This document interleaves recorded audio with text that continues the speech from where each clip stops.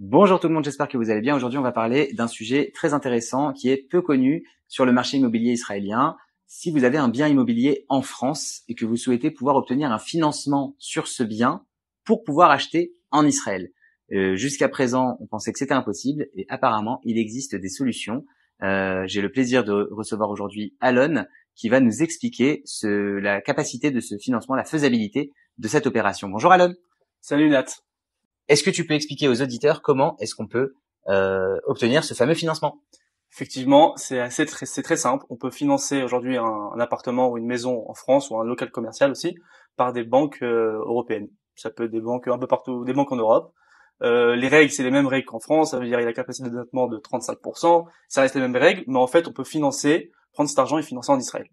D'accord. Et aujourd'hui, quel est le pourcentage de financement qu'on va pouvoir aller chercher sur un bien français? Le pourcentage maximum, on va dire, pour un appartement classique à Paris.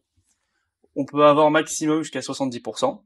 Alors, ça peut être ou l'apport pour acheter un appartement en Israël et prendre le crédit en Israël, ou si la valeur de l'appartement est assez haute, ça peut être on peut Le acheter en montant cash en total. Israël, le montant total. Donc c'est hyper important ce que tu dis, c'est que si jamais on a un appartement qui, par exemple, on va prendre 1 million d'euros, on peut aller lever jusqu'à 700 000 euros et les obtenir en France en personnel, et cela constituera notre apport pour l'achat en Israël.